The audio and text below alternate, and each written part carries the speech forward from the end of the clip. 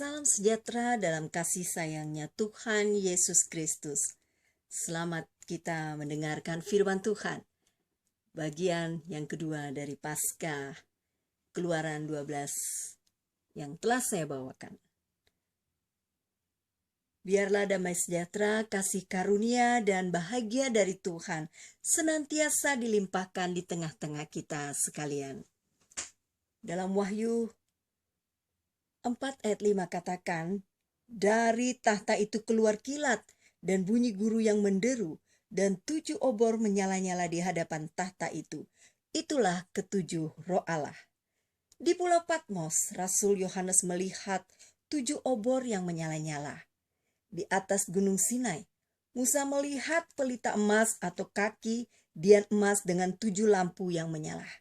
Sekarang menunjuk pada gereja Tuhan yang dikuasai oleh Roh Kudus, sehingga bisa bersinar, bercahaya, dan bersaksi. Untuk bisa bersaksi, kita akan belajar dari pelita emas. Pelita emas terdiri dari 3 bagian utama supaya bisa bersinar. Keluaran 25 ayat 31 sampai 32 katakan, haruslah engkau membuat kandil dari emas murni. Dari emas tempaan harus kandil itu dibuat, baik kakinya, baik batangnya, kelopaknya, dengan tombolnya dan kembangnya, haruslah seiras dengan kandil itu. 6 cabang harus timbul dari sisinya, 3 cabang kandil itu dari sisi yang satu, dan 3 cabang dari sisi yang lain. Bagian pertama, kaki, ada dasarnya. Kalau tidak ada kakinya, tidak bisa berdiri. Pasti rubuh dan tidak bisa bersinar atau gelap. Kita bisa lihat ini gambarnya. Ya, ini kaki dian, ya. Sekarang menunjuk pada pendirian dari gereja Tuhan. Harus punya pendirian, kalau tidak akan rubuh. Kalau mau bersinar, kita harus tegak. Ya. Efesus 2 ayat 19 sampai 20 katakan, demikianlah kamu bukan lagi orang asing dan pendatang, melainkan kawan sewarga dari orang-orang kudus dan anggota-anggota keluarga Allah, yang dibangun di atas dasar para rasul dan para nabi, dengan Kristus Yesus sebagai batu penjuru. Kita bukan orang asing lagi. Bangsa kafir sudah masuk, tidak ada lagi orang asing, tetapi menjadi keluarga Allah. Bangsa kafir dan bangsa Israel menjadi kawan sewarga. Dasar pendirian dari gereja Tuhan adalah Kristus Yesus sebagai batu penjuru. Artinya batu yang indah, batu mulia yang dibuang oleh tukang bangunan.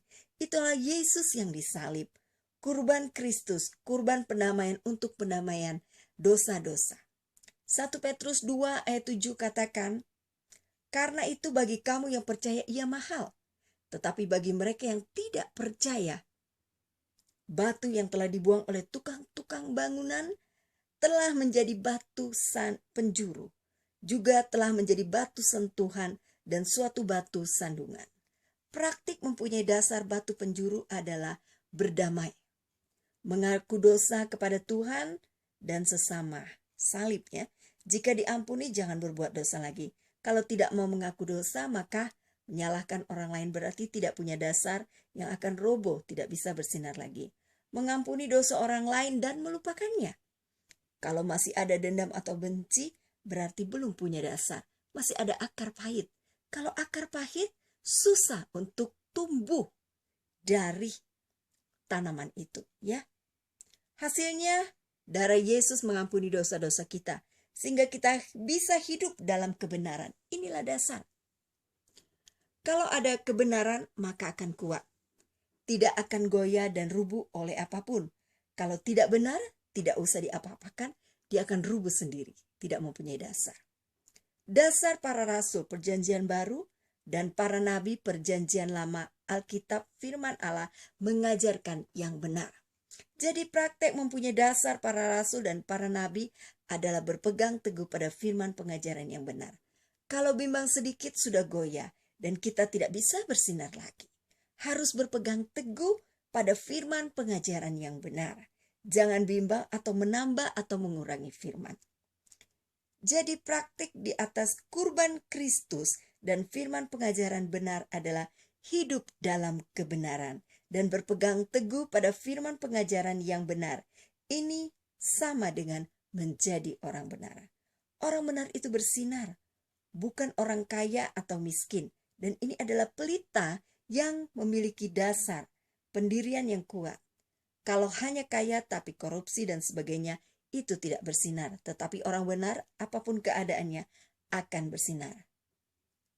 Mari kita selesaikan dosa dan hidup benar. Kemudian pegang teguh firman pengajaran yang benar. Kalau sudah menjadi orang benar hasilnya, Mazmur 37 ayat 25 dan 26. Dahulu aku muda, sekarang aku telah menjadi tua, tetapi tidak pernah kulihat orang benar ditinggalkan, atau anak cucunya meminta-minta roti. Tiap hari ia menaruh belas kasihan dan memberi pinjaman, dan anak cucunya menjadi berkat. Hasil pertama, diberkati, sampai anak cucu dan menjadi berkat bagi orang lain. Ini kehidupan yang bersinar, bersaksi bagaikan pelita emas yang terang, dan 7 obor yang menyala. Ukuran diberkati bukan kaya raya, tetapi tidak pernah memalukan Tuhan, tidak pernah menipu dan sebagainya, melainkan memuliakan Tuhan. Jemaat Makedonia miskin dicobai, tetapi bisa menjadi berkat. Bukan hanya diberkati sampai anak cucu, tetapi sampai hidup kekal. Amsal 10 ayat 25 katakan, bila taufan melanda, lenyaplah orang fasik, tetapi orang benar adalah alas yang abadi. Amin. Orang fasik, orang berdosa, orang jahat. Bila taufan melanda, lenyaplah orang fasik. Orang fasik hanya menunggu waktu saja. Sekalipun hebat, jika sekonyong-konyong angin gelombang datang, habis lenyap. Kepandaian dan kekayaan tidak mampu menghadapi angin gelombang di lautan dunia. Alas atau dasar. Hasil kedua, menjadi alas abadi. Artinya tahan uji. Sekalipun ada angin gelombang, tidak jatuh oleh dosa-dosa sampai puncaknya dosa, pencobaan, masalah, dan tidak disesatkan oleh ajaran-ajaran sesat, sampai selamat dan hidup kekal selama-lamanya. Mari kita belajar pelita emas dengan 7 lampu yang menyala. Ini adalah kehidupan yang diurapi, dikuasai Roh Kudus sampai bisa bersinar. Perhatikan 3 hal. Harus ada kakinya dulu. Jangan bicara bersinar dulu. Kalau tidak ada kakinya, tidak bisa berdiri. Tidak akan bisa bersinar. Dasarnya dulu harus dikuatkan. Yang pertama, kurban Kristus sebagai batu penjuru. Kita hidup benar, selesaikan dosa, jangan sembunyikan dosa, apalagi menyalahkan orang lain. Kalau menyembunyikan dosa, ia adalah orang yang paling rapuh. Kalau tidak bisa mengampuni dosa orang lain, ada kebencian, itu juga rapuh. Pasti rubuh dan tidak bisa bersinar. Kemudian dasar para rasul dan para nabi, pengajaran yang benar dan berpegang teguh pada firman pengajaran yang benar. Ini nomor 1 yang harus kita perhatikan untuk bisa bersinar. Setelah Yesus naik ke surga, salah satu janjinya adalah ia akan mencurahkan Roh Kudus. Kalau diurapi Roh Kudus, dasarnya akan kuat dan menjadi orang benar. Keluaran 25 ayat 31 sampai 32. Haruslah engkau membuat kandil dari emas murni, dari emas tempaan harus kandil itu dibuat. Haruslah seiras dengan kandil itu. 6 cabang harus timbul dari sisinya. 3 cabang kandil itu dari sisi yang satu dan 3 cabang dari sisi yang lain. Kandil, pelita emas, kaki dian emas. Bagian kedua adalah pokok atau batang di tengah. Harus diperhatikan juga supaya bisa bersinar. Jadi yang pertama adalah dasar kaki, yang kedua adalah batang atau pokok. Kita akan bahas dari batang ini. Ada alasnya tetapi tidak ada batangnya, itu juga percuma. Harus diperhatikan semuanya. Kalau pokoknya rubuh, cabang-cabangnya juga akan rubuh. Kalau alasnya tidak kuat, sekalipun pokoknya dan cabangnya kuat, akan rubuh juga. Alasnya kuat, pokoknya tidak kuat, akan rubuh juga. Semua harus diperhatikan. Batang atau pokok menunjukkan pada pribadi Yesus yang menjadi teladan. Jadi cabang-cabang meneladankan pada pokok pribadi Yesus. Cabang terdiri dari 3 rangkap. Masing-masing terdiri dari kelopak, tombol, dan bunga. Ya, kalau kita lihat gambarnya, ada kelopak, ada tombol, dan ada bunga. Ya, itu dia. Cabang itu ada 6. 3 di sebelah kanan dan 3 di sebelah kiri. Angka 6 menunjukkan pada manusia. Manusia diciptakan pada hari ke-6. Cabang itulah kita semua. Pokok menunjukkan pada pribadi Yesus. Ayatnya, akulah pokok anggur yang benar. Tetapi pada pokok ada 4 rangkap. Masing-masing terdiri dari kelopak, tombol, bunga. Angka 4 itu lebih dari 3. Dan 4 rangkap lebih dari 3 rangkap. Lebih dari manusia biasa. Artinya manusia sempurna. Yaitu Yesus. Semua sama. Di mana kelebihannya? Yesus tidak berbuat dosa, sempurna. Alkitab ini diterangkan dengan ayat ataupun dengan gambarnya harus sama. Tidak boleh seenaknya sendiri. Kalau gambarnya beda, artinya juga beda. Ini lebih pasti dari ilmu pasti. Sebab itu harus diterangkan dengan sejelas-jelasnya. Apa yang kita lakukan hanya meneladankan pada pokoknya. Salah satu teladan dari Yesus, teladan membasuh kaki. Yohanes 13 ayat 13-15, kamu menyebut aku guru dan Tuhan. Katamu itu tepat. Sebab memang akulah guru dan Tuhan. Jadi jikalau aku membasuh kakimu, aku yang adalah Tuhan dan gurumu, maka kamu pun wajib saling membasuh kakimu. Sebab aku telah memberikan suatu teladan kepada kamu, supaya kamu juga berbuat sama seperti yang telah kuberbuat kepadamu. Teladan membasuh kaki, teladan kesucian, bukan arti secara jasmani saja. Karena sekarang sudah arti secara rohani, merupakan penggenapan nubuat. Membasuh kaki artinya proses penyucian. Dari perjalanan hidup yang paling kotor. Dari tubuh kita, dari ujung rambut sampai ujung kaki. Kalau jalan di padang gurun dunia ini yang paling kotor adalah kaki. Dalam cerita ini Yesus menunjuk kepada Yudas Iskariot. Yohanes 13 ayat 10-11, kata Yesus kepadanya, barang siapa telah mandi, ia tidak usah membasuh diri lagi selain membasuh kakinya. Karena ia sudah bersih seluruhnya. Juga kamu sudah bersih, hanya tidak semua. Sebab ia tahu siapa yang akan menyerahkan dia. Karena itu ia berkata, tidak semua kamu bersih. Mandi, baptisan air, permandian air dalam istilah dulu. Membasuh kaki, mencuci, penyucian oleh air hujan, firman pengajaran yang benar. Juga kamu sudah bersih, hanya tidak semua. 12 murid sudah bersih, hanya tidak semuanya. Siapa yang akan menyerahkan dia? Yudas Iskariot. Jadi penyucian kaki yang paling kotor, penyucian dari dosa Yudas Iskariot adalah penyucian yang double. Yaitu penyucian lewat baptisan air dan air firman pengajaran yang benar. Yang disucikan adalah keinginan akan uang, keinginan jahat, yang satu paket dengan keinginan najis. Keinginan jahat dan najis, penyucian dari 3 tak. Harta, wanita, dan tahta. Harta, keinginan jahat yang membuat anak Tuhan, pelayan Tuhan menjadi kikir dan serakah. Kejar di dunia, hati-hati jangan sampai serakah. Menghalalkan segala cara dalam mencari uang, merampas milik Tuhan. Kalau serakah berarti melayani Tuhan dengan kaki yang paling kotor. Serakah, merampas milik orang lain yang membutuhkan, hutang tidak dibayar dan sebagainya. Terutama milik Tuhan, persepuluhan dan persembahan khusus. Akibatnya terjadi pertengkaran soal uang, bahkan terjadi sampai di dalam rumah Tuhan. Kalau dalam perusahaan terjadi pertengkaran soal itu memang orang di dunia. Tapi kalau di dalam gereja sudah terjadi pertengkaran soal uang, berarti sudah berat. Sebab ada Yudas Iskariot di dalamnya. Wanita, keinginan najis yang mengarah pada dosa, makan, minum, merokok, mabuk, dan narkoba. Kawin dan mengawinkan. Sekarang sudah benar-benar mengerikan. Harus dicucikan secara double. Tahta, kedudukan dan kesombongan. Artinya mengandalkan sesuatu di dunia lebih dari Tuhan. Sehingga membuat kita tidak setia dan tinggalkan Tuhan. Menyingkirkan Tuhan. Kalau sudah ada 3 tah di atas, pasti ada tah keempat, yaitu dusta. Yudas berdusta sampai terakhir. Tuhan bilang, siapa mencukupkan roti bersama aku? Dialah itu. Yudas menjawab, bukan aku. Itulah dusta. Mari dalam kesempatan ini kita belajar 7 obor yang menyala, pelita emas dan 7 lampu yang menyala. Kehidupan yang diurapi Roh Kudus sampai bersinar bersaksi. Salah satu janji Tuhan adalah pencurahan Roh Kudus supaya kita menjadi saksi Tuhan. Perhatikan mulai dari dasarnya hidup benar dan pegang teguh pengajaran yang benar, menjadi orang benar sampai alasnya abadi. Lalu perhatikan pokoknya, pribadi Yesus sebagai teladan. Teladan apa? Teladan membasuh kaki yang kotor, teladan penyucian, artinya penyucian dari dosa Yudas Iskariot, kaki yang paling kotor sampai penyucian dosa dusta. Contohnya Yudas Iskariot ini banyak terjadi di rumah Tuhan. Hamba Tuhan, pelayan Tuhan banyak kakinya kotor. Banyak gereja Tuhan yang menerapkan membasuh kaki tetapi hanya sampai di luar, tidak sampai ke dalaman hati. Kalau mau sampai ke dalam hati, harus lewat baptisan air dan air hujan firman pengajaran yang benar. Firman yang lebih tajam dari pedang bermata dua.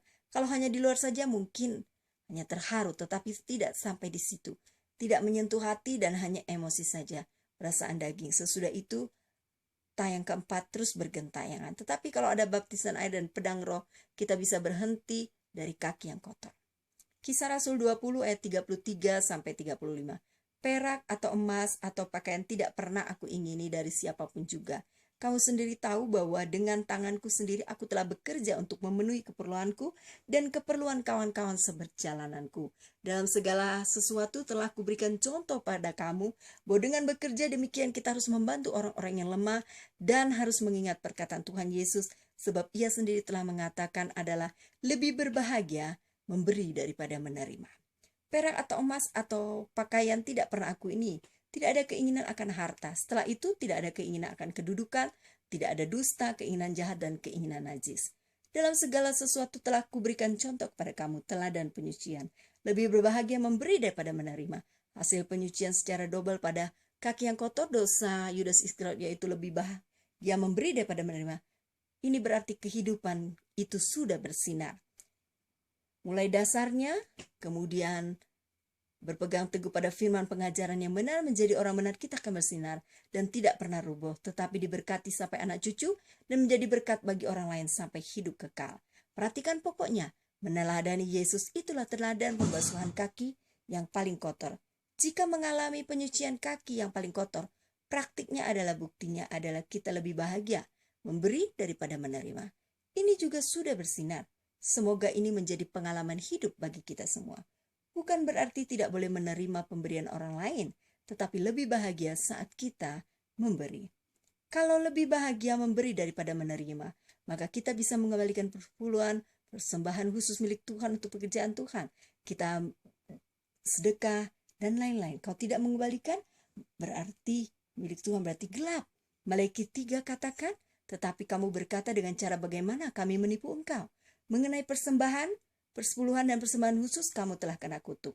Tetapi kalau mengembalikan milik Tuhan, kita terang atau bersinar. Mulai dari gembala. Kalau tidak mengembalikan pula, seluruh jemaat akan gelap. Kalau tidak memberi pada sesama, dituntut oleh Tuhan dan berada dalam kegelapan. Ketika aku lapar, kamu tidak memberi aku makan. Ketika aku haus, kamu tidak memberi aku minum. Kamu terkutuk. Setelah itu, kita memberi seluruh hidup kita kepada Tuhan, menjadi wanita, menjadi milik mempelai pria selama-lamanya. Hari-hari ini penyucian dari kaki yang paling kotor, penyucian adalah penguncinya adalah dusta. Hati-hati kalau ada dusta, maka 3T lainnya juga ada. Sekarang masuk gereja banyak dusta, yang benar jadi salah, yang salah jadi benar. Itu sudah merupakan hal-hal yang umum. Kalau kita disucikan dari keinginan jahat, najis, harta, tata wanita sampai dusta, hasilnya kita akan menerima emas dan perak dan pakaian secara rohani, sama yang dialami oleh umat Israel. Dulu Israel diperbudak selama 430 tahun, dihitung sebelum Yusuf. Yang didapat hanya cambuk, pukulan, kerja paksa, dan pakaian pada bangsa Israel mendapat semuanya saat mereka keluar dari Mesir. Orang Mesir memberi emas, perak, dan pakaian kepada bangsa Israel. Sekarang kita adalah emas, perak, dan pakaian rohani. Keluaran 12 ayat 35-38. Orang Israel melakukan juga seperti kata Musa.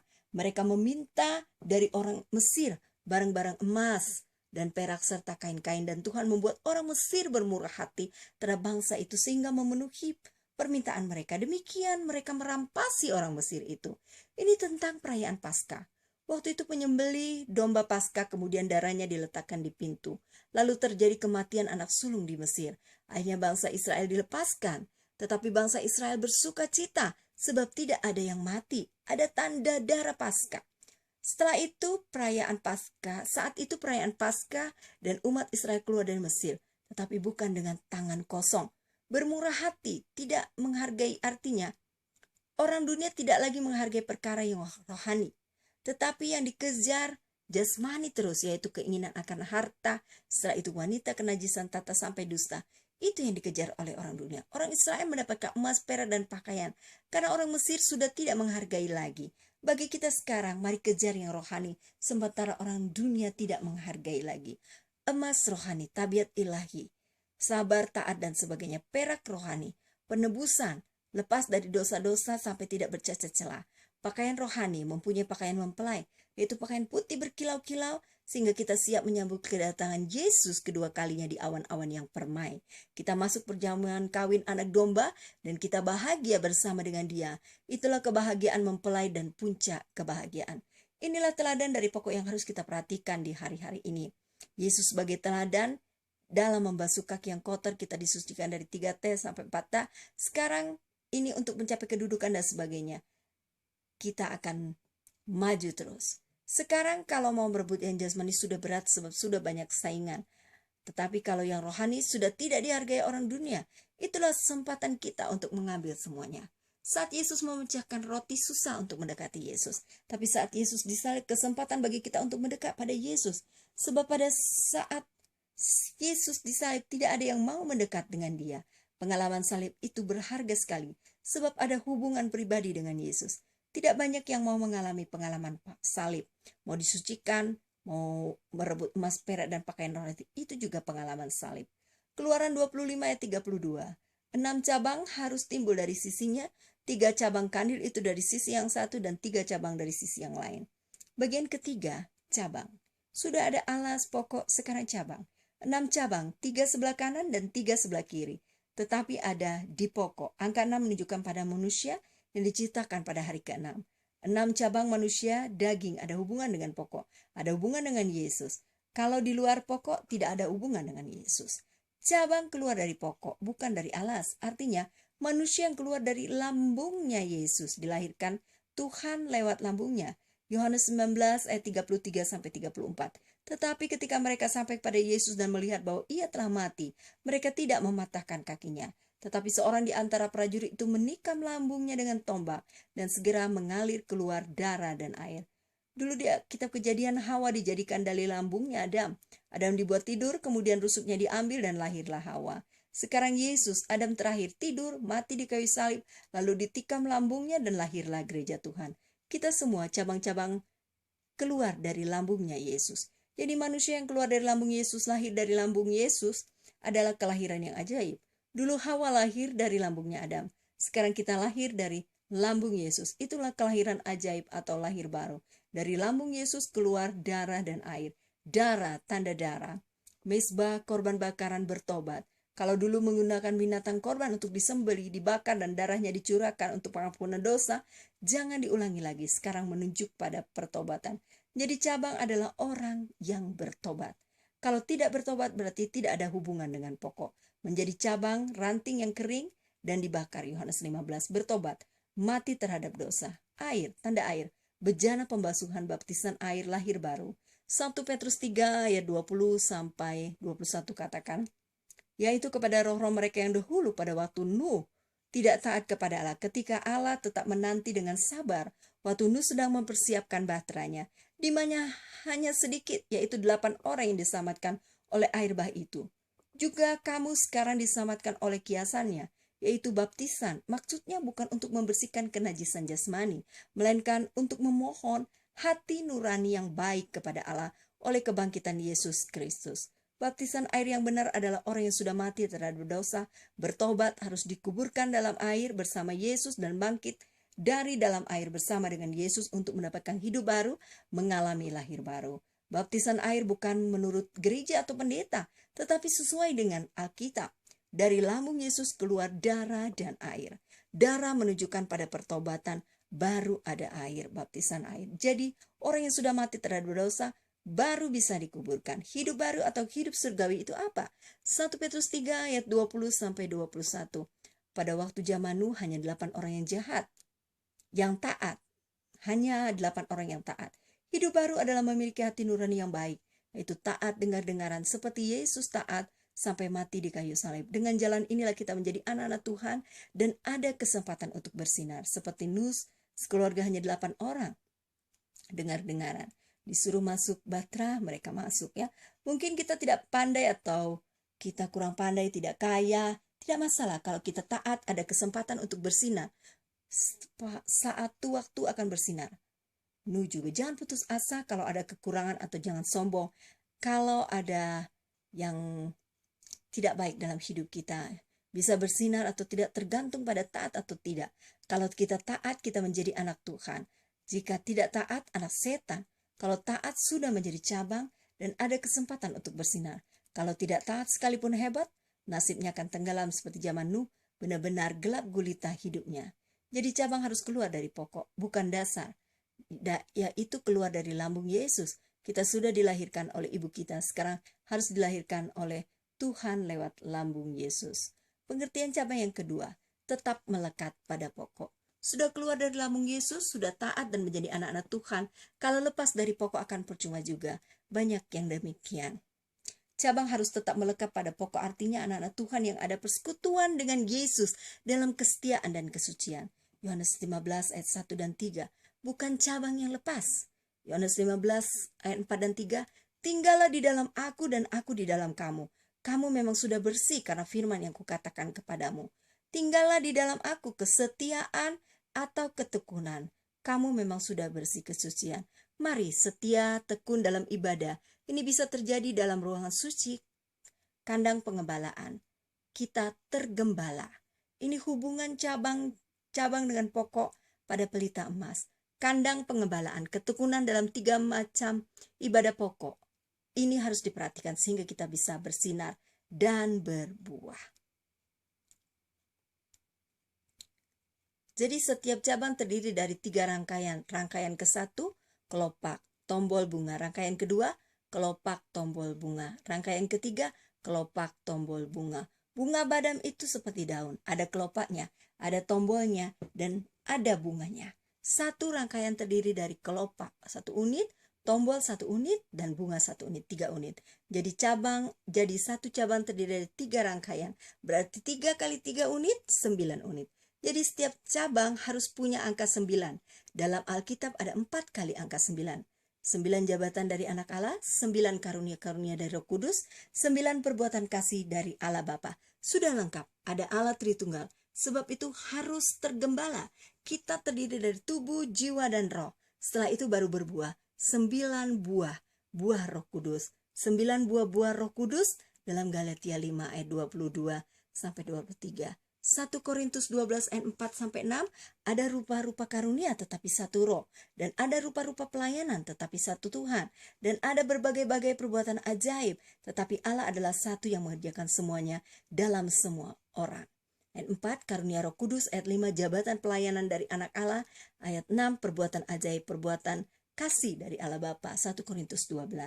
Kalau ada 3 hal di atas, baru ada buah-buah Roh Kudus. Jika kita suci dan setia, maka kita memiliki 4 kali 9. Sampai 9 buah-buah Roh Kudus. Inilah yang membawa gereja pada kesempurnaan. Mari layani Tuhan yang didorong oleh kasih. Sampai ada 9 buah-buah roh, gambar Allah Tritunggal. Dan kita sudah kembali pada gambar Allah Tritunggal. Kembali pada kesempurnaan, sama mulia dengan Allah Tritunggal. Tetapi hati-hati sebab ada halangannya. Waktu masuk Kanaan, Yeriko yang hebat bisa dikalahkan dengan sorak-sorak berkeliling 7 kali karena ada tabut perjanjian di depan. Berdasarkan pengajaran yang benar. Tetapi menghadapi Ai, kota kecil, mereka kalah. Ini adalah bahaya. Alasnya sudah kuat, pokoknya sudah kuat menelan Yesus dalam membasuh kaki dan sucikan. Dan cabangnya sudah melekat taat kesucian sampai berbuah. Tetapi mau mencapai kesempurnaan, di situ ada hambatan. Dalam kegerakan Roh Kudus, hujan akhir kegerakan sempurna, ada hambatan. Yosua 7 ayat 5, sebab orang-orang Ai menewaskan kira-kira 36 orang dari mereka. Orang-orang Israel itu dikejar dari depan pintu gerbang kota itu sampai ke Serabim dan dipukul kala di lereng. Lalu tawarlah hati bangsa itu amat sangat. Tawarlah hati, kecewa dan putus asa. 36, 4 kali 9 mati menghadapi Ai. Jadi kita harus benar-benar waspada. Dulu 36 orang tewas, sehingga mereka tawar hati, kecewa, dan putus asa. Ai artinya keruntuhan. Dulu kegerakan ke Kanaan, tetapi 36 orang tewas. Mereka benar-benar runtuh, putus asa, dan kecewa. Imannya runtuh. Di akhir zaman setan mau meruntuhkan 4 kali 9. dalam kegerakan Roh Kudus hujan akhir, kegerakan pembangunan tubuh Kristus yang sempurna. 4 kali 9 mau diruntuhkan oleh setan. Sudah sekian tahun melayani, tahu-tahu berhenti. Sekarang jadi tren di antara hamba-hamba Tuhan. Kita harus hati-hati. Jabatan, karunia, kasih mau diruntuhkan. Tidak ada kasih, hanya ada kebencian. Sampai tidak ada buah-buah roh. Itu sebabnya kita butuh Roh Kudus. Tuhan mencurahkan Roh Kudus supaya kita tetap kuat, teguh hati sampai akhir zaman. Jangan putus asa dan kecewa, tetapi tetap kuat dan teguh hati dalam mengikut melayani Tuhan sampai Dia datang. Jangan berhenti di tengah jalan. Apa yang membuat runtuh? Dosa akan mencuri milik Tuhan, keinginan akan uang. Semestinya ditaruh di rumah perbendaharaan, tetapi ditaruh di rumahnya. Inilah yang membuat runtuh. Mulut fasik, gosip, dusta, fitnah, dan lainnya. Amsal 11 ayat 11, berkat orang jujur memperkembangkan kota, tetapi mulut orang fasik meruntuhkannya. Hati-hati dengan perkataan, jaga mulut dan gunakan untuk bersaksi. Jika ada Roh Kudus kita bisa bersaksi. Ranjang raksasa, tempat tidur, nikah, hati-hati. Banyak yang tidak jujur di sini. Ulangan 3 ayat 11, hanya Ok Raja Basan yang tinggal hidup dari sisa orang Refaim. Sesungguhnya ranjangnya adalah ranjang dari besi. Bukankah itu masih ada di kota Raba, Bani Amon? 9 hasta panjangnya dan 4 hasta lebarnya menurut hasta biasa. 9 hasta panjangnya dan 4 hasta lebarnya menurut hasta biasa. 4 kali 9. 9 hasta kira-kira 9 kali 45. Jadi sekitar 4 meter. 4 hasta kira-kira 4 kali 45, sekitar 180 cm. Ranjangnya dari besi, artinya seringkali terjadi kekerasan dalam rumah tangga, tidak boleh. Kemudian kenajisan, hati-hati. Disinilah banyak yang menjadi tawar. Pertama, karena keinginan akan uang, terutama milik Tuhan. Yang bekerja hati-hati soal uang, jangan mengikuti keinginan, harus berpadan dengan apa ada. Kuat teguh hati, kita jujur dalam keuangan. Kemudian karena mulut dusta dan sebagainya, kuat teguh hati, ada Roh Kudus. Kita jujur dalam perkataan, ya katakan ya, tidak katakan tidak. Kita jujur soal pengajaran sampai jujur dalam segala hal. Kemudian pernikahan, tidak jujur dalam pernikahan, ada kekerasan, kenajisan. Kuat teguh hati kita soal pernikahan. Tuhan tolong kita supaya kita kuat teguh hati. Roh Kudus dicurahkan supaya pelita tetap menyala. Jangan runtuh dan jangan padam. Tidak ada lagi keinginan akan uang. Jujur soal keuangan, kembalikan milik Tuhan dan sesama. Mulut tidak bersusta lagi, jujur terutama soal pengajaran dalam segala hal dan jujur dalam pernikahan. Ini kuat teguh hati. Jika sudah kuat teguh hati dan ada kejujuran, hasilnya Ibrani 13 ayat 4-6. Hendaklah kamu semua penuh dengan hormat terhadap perkawinan. Janganlah kamu mencemarkan tempat tidur, sebab orang-orang sundal dan penzina akan dihakimi Allah. Janganlah kamu menjadi hamba uang dan cukupkan dirimu dengan apa yang ada padamu, karena Allah telah berfirman, aku sekali-kali tidak akan membiarkan engkau, dan aku sekali-kali tidak akan meninggalkan engkau. Sebab itu dengan yakin kita dapat berkata, Tuhan adalah penolongku, aku tidak takut. Apakah yang dapat dilakukan manusia terhadap aku? Hendaklah kamu semua penuh hormat terhadap perkawinan. Soal jujur nikah, janganlah kamu menjadi hamba uang. Jujur soal keuangan. Hasil pertama, Tuhan menyertai dan tidak meninggalkan dia. Dia mempeduli, memperhatikan pergumulan kita. Sampai masalah yang mustahil Tuhan akan selesaikan. Amin.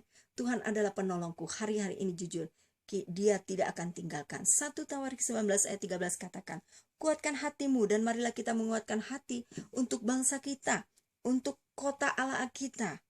Kota-kota Allah kita, Tuhan kiranya melakukan yang baik di matanya. Hasil kedua, Tuhan memperhatikan, mempedulikan pergumulan untuk kita sampai semua menjadi baik, berhasil dan indah pada waktunya. Di kayu salib Tuhan berseru, sudah selesai, semua masalah sudah selesai. Dia menjadi buruk dan hancur supaya kita menjadi berhasil dan indah. Amin. 1 Tesalonika 3 ayat 13, kiranya Dia menguatkan hatimu supaya tak bercacat dan kudus di hadapan Allah dan Bapa kita pada waktu kedatangan Yesus Tuhan kita dengan semua orang kudusnya. Hasil ketiga, Tuhan memperhatikan, mempedulikan pergumulan kita sampai kita sempurna seperti Dia, tidak bercacat celah, untuk layak menyambut kedatangan Yesus kedua kali di awan-awan yang permai. Kita duduk di tahta bersama-sama dengan Dia untuk selama-lamanya. Perhatikan dasar, kita tidak akan goyah supaya kita diberkati sampai anak cucu menjadi berkat. Perhatikan pokok, teladan pendidik, kita harus disucikan sampai bahagia, memberi daripada menerima. Tuhan akan memberikan yang rohani dan jasmani sampai pakaian mempelai. Yang terakhir, jujur, teguh hati. Kita tergembala sungguh-sungguh sampai kuat, teguh hati dan jujur. Dan Dia akan memperhatikan dan mempedulikan kita sampai kita sempurna seperti Dia. Serahkan semuanya kepada Dia. Jadilah pelita emas hari-hari ini. Harus kuat teguh, hati dan jujur. Jangan putus asa. Apapun masalah yang kita hadapi, masih ada kesempatan untuk bersinar dan ditolong oleh Tuhan. Kuat, teguh hati dan jujur di hadapan Tuhan. Dia yang mempedulikan, memperhatikan pergumulan untuk kita, apapun keadaan kita. Di atas kayu salib Ia memperjuangkan semuanya. Serahkan semua kepada Tuhan. Jangan bimbang, ragu, putus asa, kecewa, dan bangga. Jangan ragu, apalagi putus asa dan kecewa. Selama masih ada dasar, kembali pada dasar yang benar. Kembali pada pokok kesucian, kembali pada cabang yang sungguh-sungguh berbuah. Sudah cukup, dan Dia yang memperhatikan kita.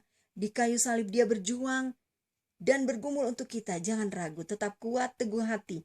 Yakinlah bahwa Tuhan tidak pernah meninggalkan kita selama kita teguh, kuat dan teguh hati dan jujur di hadapannya.